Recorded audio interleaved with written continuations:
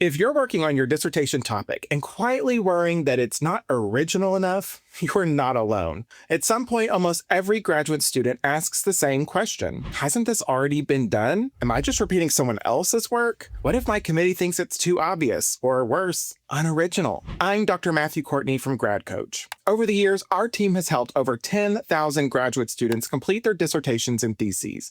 And today, I want to help you understand what original enough really means in the context of a dissertation. First, let's clear up a common misconception. Originality in the dissertation does not mean inventing an entirely new field of study or discovering something that no one has ever thought of before. That standard is unrealistic and not at all what most examiners expect. What they're looking for is a meaningful contribution to an existing body of knowledge, often a small and focused one. One helpful way to think about originality is to separate topic novelty from scholarly contribution. Your topic might look familiar on the surface, but your contribution comes from what you do with it. Originality often lives in the decisions that you make, which theories you draw on, how you define your key constructs, or which assumptions you challenge or maybe extend. For example, a study on teacher burnout may seem well-trodden. However, examining burnout through a job demands resources framework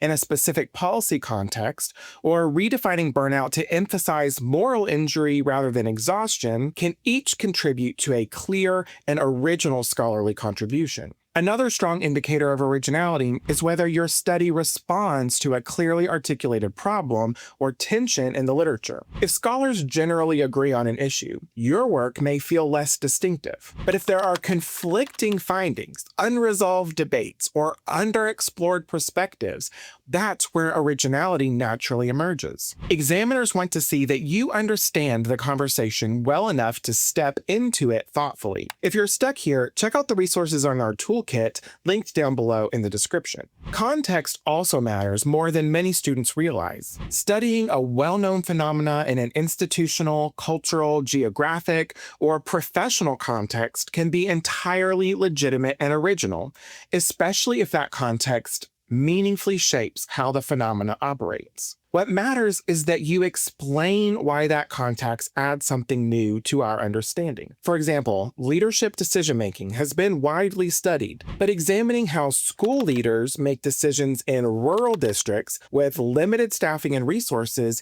may reveal different trade-offs, timelines, and forms of evidence than those documented in urban or well-resourced settings. The contribution lies in showing how that context reshapes the phenomena, not in claiming that the phenomena itself is new. Another place originality often shows up is in your use of theory.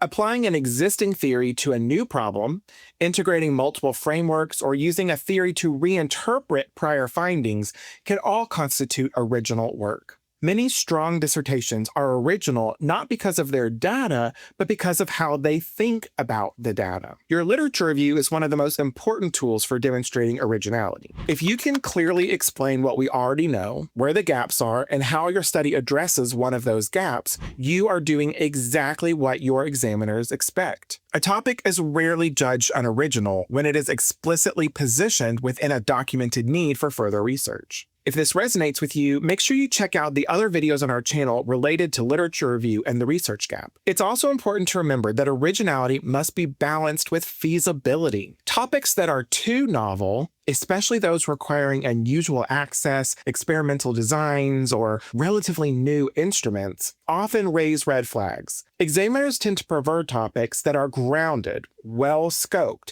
and achievable within the constraints of a dissertation. Finally, originality is not judged in isolation. Your contribution comes from the combination of your topic, your design, your analysis, and your interpretation. Even a well-studied topic can result in an original dissertation if you engage deeply with the literature and reflect critically on what your findings add to that existing knowledge. If you're still unsure about whether your topic is original enough, that uncertainty is normal and expected. This is exactly why proposal reviews and committee feedback exists. Originality is something that gets sharpened through scholarly dialogue, not something that you have to prove on your own. If this video helps you clarify what original enough really means, make sure you hit the like button so that we know to keep making content like this. And if you're struggling to justify or refine your topic, drop your questions below in the comments and we'll do our best to help.